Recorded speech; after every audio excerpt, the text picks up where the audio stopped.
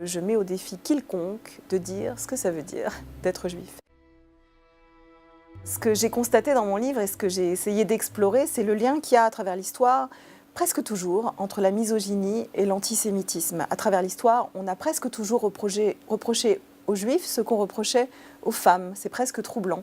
On leur a reproché aux uns comme aux autres d'être hystérique, ou d'aimer l'argent, ou d'aimer le pouvoir, ou d'être un agent contaminant de la société.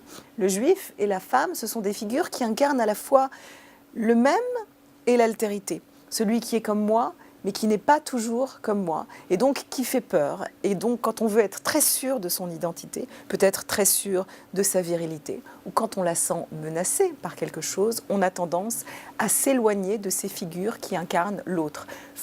Sigmund Freud, il disait que l'antisémitisme a pour racine la peur de la castration. Et il ajoutait, dans une de ses notes de bas de page, que la hargne, la morgne contre les femmes n'a pas d'autre racine et relève du même territoire mental.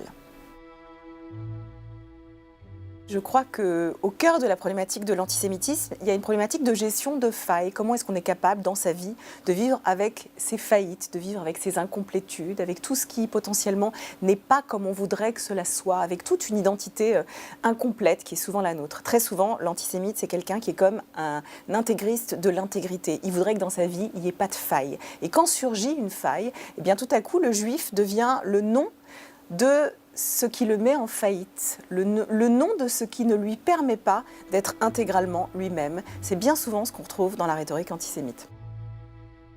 Aujourd'hui, il y a beaucoup de gens qui voudraient s'imaginer qu'ils sont intégralement eux-mêmes, qui sont dans un état d'intégrité. C'est ce qui est au cœur de toute cette quête identitaire, du repli identitaire auquel on assiste partout, à la fois dans les religions et dans le monde politique. Il y a une obsession de ce que ça veut dire d'être authentiquement soi. Alors on va entendre ce discours, par exemple à l'extrême droite, quand il y a une tentative ou de dire que des étrangers nous empêcheraient d'être authentiquement ou intégralement nous, entièrement nous. On va entendre ce discours parfois dans une certaine extrême gauche et par exemple dans ce discours postcolonial qui suggère que quelque chose de l'Occident empêche certains d'être complètement ou intégralement eux-mêmes. Et quand on entend ce discours, moi je pense qu'il faut profondément tendre l'oreille parce que c'est toujours le premier pas vers une violence sociale. S'imaginer qu'on sait ce que ça veut dire d'être authentiquement soi, en réalité ça nous amène très vite à rejeter l'autre, à rejeter toute figure d'altérité dans nos vies.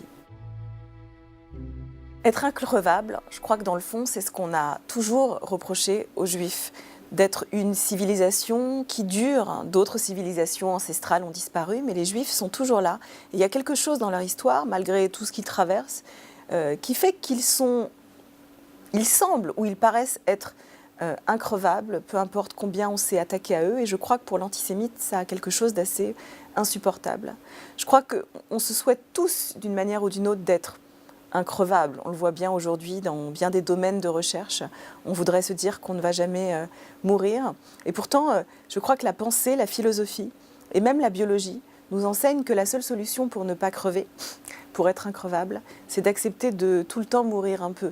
C'est-à-dire d'accepter qu'il y ait tout le temps en nous quelque chose qui soit en train de mourir, de passer, pour être capable de se renouveler.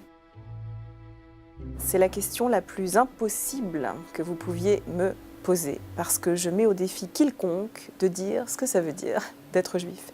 Il y a des gens qui disent qu'être juif, c'est avoir des parents juifs. Certains disent qu'être juif, c'est avoir des enfants juifs ou des petits-enfants juifs, ou pratiquer le judaïsme, ou sentir qu'on appartient à un peuple, se sentir relié à une histoire. Il y a bien des définitions, mais aucune d'entre elles ne vient à bout de ce que ça peut vouloir dire d'être juif. Dans une célèbre pièce de Jean-Claude Grimbert, il y a un personnage qui dit qu'un chercheur à Harvard a trouvé 8545 définitions de ce que ça veut dire d'être juif, et comme il ne se reconnaît dans aucune, il continue de chercher. Et moi aussi, comme rabbin, j'ai souvent l'impression que je continue de chercher.